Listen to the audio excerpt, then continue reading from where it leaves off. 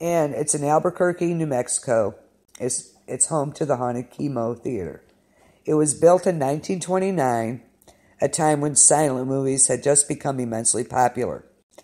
The theater grew in popularity, but disaster struck it in 1951 when there was an unexpected explosion in the boiler room.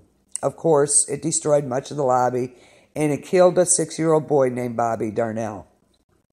The boy's ghost still haunts the theater, and he is often seen wearing a striped shirt and blue jeans. Sometimes he plays mischievous tricks on staff and guests,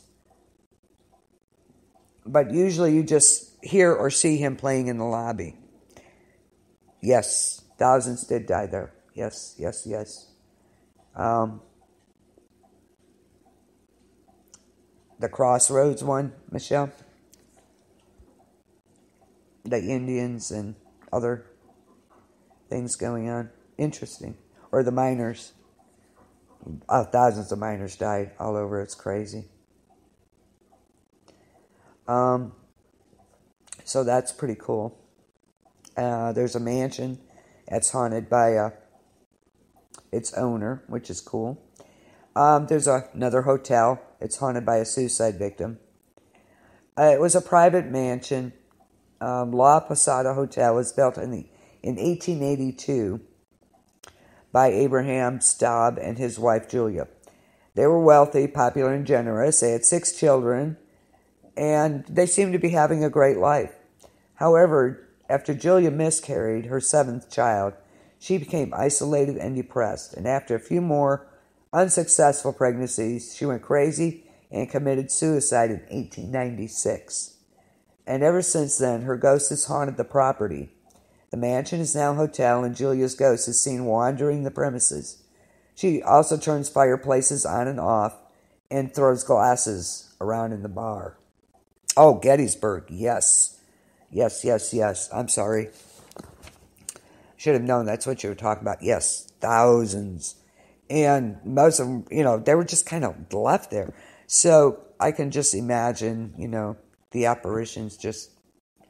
I think it would mostly be a, what they call residual haunting, that they're just replaying their life, basically. I would love to go there, though, to see that. So that would be kind of cool. There's another place called the Death Waltz, first variation. It's a well-known ghost story called the Death Waltz. And it goes like this. A young lieutenant named Johnny falls in love with a flirtatious and dramatic girl named Celia. Weren't they all dramatic back then? They were like, oh, and all this and all that. Okay. Not so different from today, I guess. No offense, guys, no offense. After he is called to battle, he proposes to her and she accepts. She even promised to never marry if he dies at war. Okay, so he dies in battle, and Celia gets engaged to a new man within a month. Wow. Johnny's ghost is not happy about this, so he crashes the wedding with no scalp and flaming eyes. Wow. That gives new meaning to, speak now or forever hold your peace.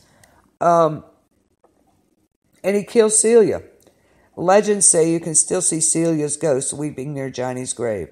It is said that Johnny served at Fort Union and is now, and it's a military post. That's a national monument, which is kind of cool. Can you believe her? Yeah, they were pretty dramatic. Yeah. So, that was that one. There's lots of things going on. New Mexico, too.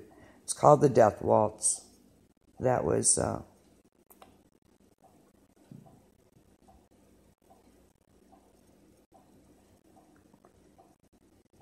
interesting. So, yeah, look, God, getting engaged within a month after his death, that was nice.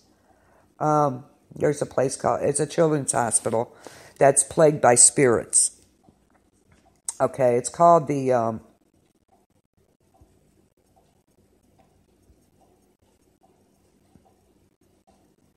honestly. No, that's not what it's called. Hang on. Excuse me. Okay. And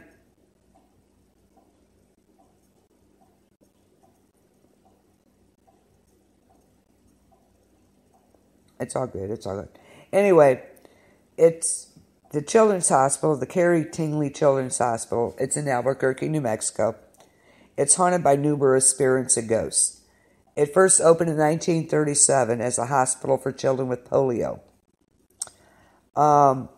It's still open, but the hospital is filled with paranormal activity, including creepy dark hooded figures, glowing empty rooms, and the sounds of children crying, voices, and even a heartbeat can be heard in the empty areas. That's creepy. And it's still open today, so that is still there in New Mexico. So that's interesting.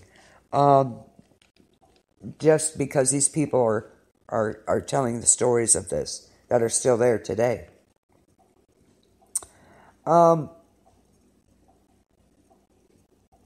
There's another. Okay, there must be gateways to hell everywhere. There's a gateway to hell, but it's on a Boy Scout property. It involves the Eureka Mesa in the Philmont Scout Ranch. It's owned by the Boy Scouts of America. And it's creepy for a few reasons. Compasses don't work there. It's been struck by lightning more than any other location in New Mexico. It's widely believed to be a gateway to hell by Navajo tradition. And this is according to Navajo beliefs. The mesa was once a battleground between humans and the supernatural forces of darkness. And the violent battle opened up a portal to hell. So, again, we have another portal to hell. And only certain protective cat totems stand in the way of it opening entirely. And visitors of the area have seen strange creatures, heard creepy voices, and they've seen a floating blue light above the mesa. So, the Navajo were very spiritual, and they truly believed in the supernatural or the afterlife. So you can take what they say and retell to heart. I really think so. They definitely know more than we do. So, if Native American tells you a story, and their stories go back and back and back and back and back. There is a beginning to them, and it's passed down all the time. So I don't think they embellish it too much either. Not kind of like we do.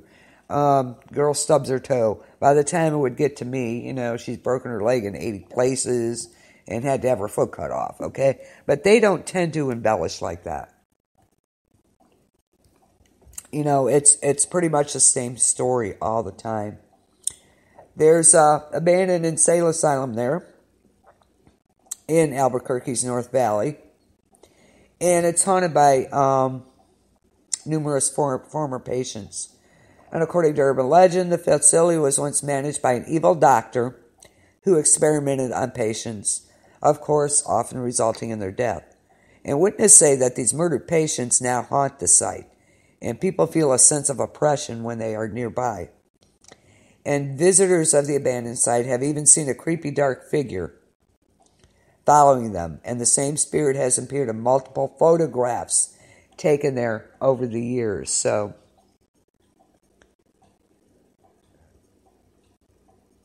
yeah, there you go. I like that, Michelle. That's pretty cool. Feathers, not dots. Believe this land is the gateway to hell. Exactly. Very cool. And there's, of course, screaming at this haunted hill. It's at the end of a street in Albuquerque. An old man lived in a cave. He brought prostitutes to his home and killed them.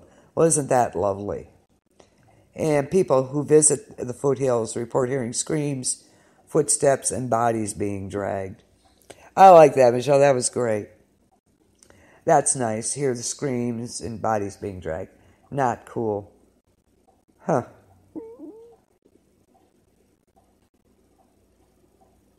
Interesting stuff going on. Gotta love it.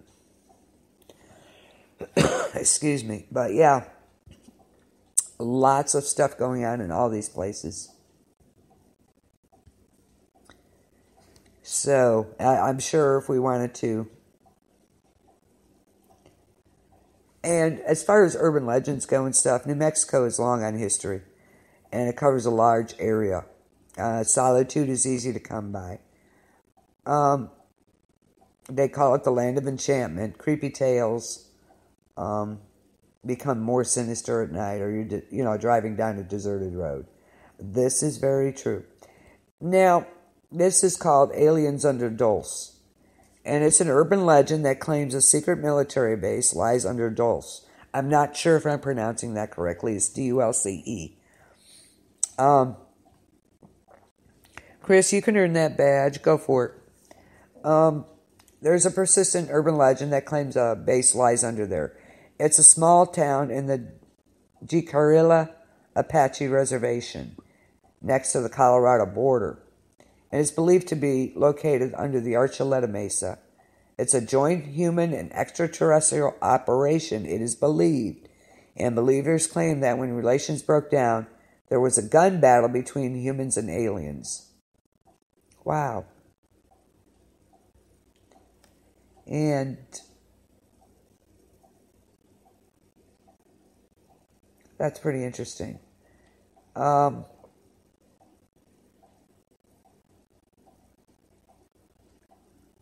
the fact that it seems to be theoretically possible.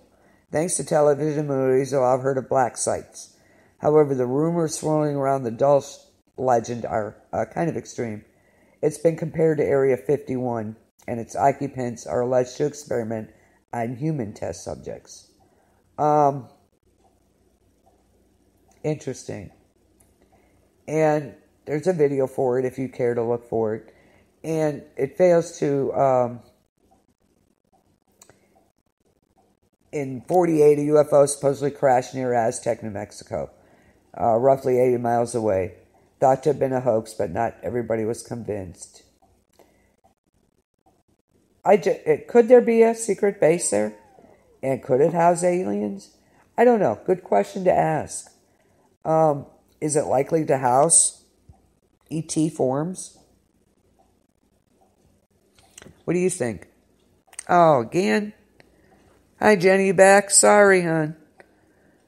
We had little goings on here. It was kind of creepy, actually. It just was. It was kind of creepy. Let's just go there. So, do you believe there could be a operational base under a mesa there? And could there be aliens and humans there? There was supposed to be this gun battle, and now the aliens are kind of the head honchos down there. I don't know. I believe there could definitely be an operational base under there. Why not? So, yeah, I could believe it. I'm not sure about the gun battle, but I don't think we should be so arrogant to believe we're the only ones in the whole universe. I mean, seriously. Yeah. Yes, I did. I did get a warning. It was creepy. As I'm the only one who didn't see it. So go figure that one. Okay.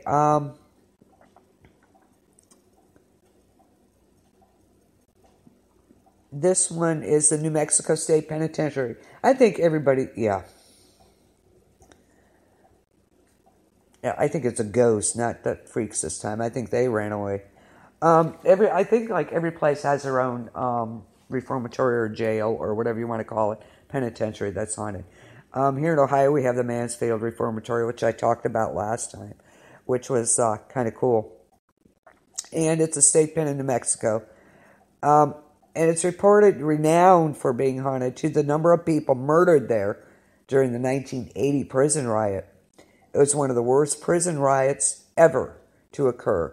And at least 33 inmates died, and they're known to be walking. Yeah. Oh, yeah, could be. They could be us from the future. That's kind of creepy. Huh. At least I don't need glasses then. Okay. Again, the death wall